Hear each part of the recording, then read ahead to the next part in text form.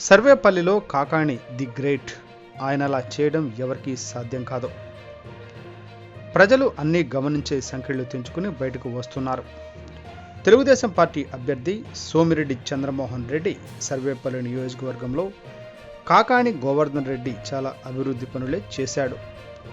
వరదాపురంలో mine ఎత్తేశాడు. మొగళ్ళూరు, ముదిగేడు, మరుపూరులో white quarter అడ్డంగా తవ్వేశాడు. విరువూరు నుంచి ఇసుక ఎగుమతి చేశాడు. పొదలకూరును మరో కేజీఎఫ్గా మార్చేశాడు. ప్రభగిరిపట్నం కొండలతో పాటు నియోజకవర్గంలో అనేక గ్రావెల్ తిప్పలు లేపేశాడు. చిట్టేపల్లి తిప్పను మాయం చేశాడు. ఇలా ఎంతో కష్టపడి తవ్వకాలు జరిపి అభివృద్ధి చేశాడు. భూ కుంభకోణాలకు పాల్పడి స్వాతి ముత్యాన్ని ఇంటికి పంపించాడు. 5 అనుచరులకు జైళ్లకు పంపాడు.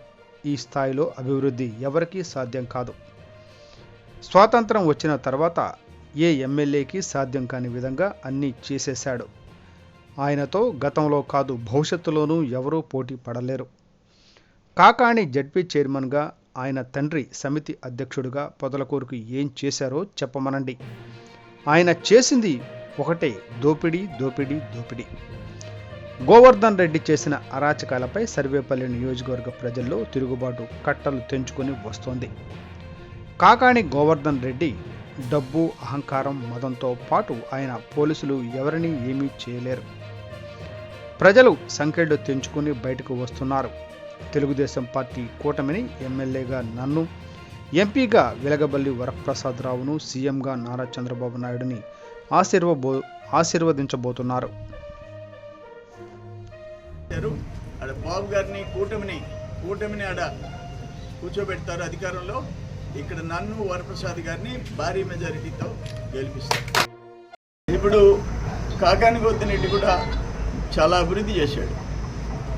వరదాపురం మైన్ ఎత్తేసాడు, మొగళ్ళూరు ఎత్తేసాడు, మరుపూరు ఎత్తేసాడు, ముదిగేడు ఎత్తేసాడు, ఇరువూరులో ఇసుక ఎత్తేసాడు. ఈడంతా KGF 4, KGF 5, KGF 3, Kakani gold fields అంతా లేపేశాడు.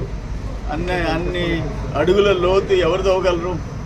మొత్తం తిప్పలు లేపేశాడు. ప్రభగిరిపట్నం కొండ లేపాడు. ఆయన కూడా చాలా అభివృద్ధి చేశాడు. చిట్టేపల్లి తిప్ప లేపాడు. భూముల కుంభకోణంలో స్వాతి ముత్యాన్ని ఇంటికి పంపించాడు. 4 ఏళ్ళు అయిపోయింది. ఈయన పుణ్యమాన్ అనే ఆమె తహసీల్దార్ సస్పెండ్ అయిపోయింది. 5 మంది జైళ్ళకి పోయినారు. ఎవరు చేయగలరు? అందుకే ఆయన చెప్తున్నాడు, స్వాతంత్రం వచ్చిన తర్వాత సర్వేపల్లిలో గెలిచిన ఎమ్మెల్యేలు అందరూ ఏం చేశారు? ఎవరు నీతో పాటు ఎవరు చేయలేకపోయినారు. నువ్వు గ్రేట్.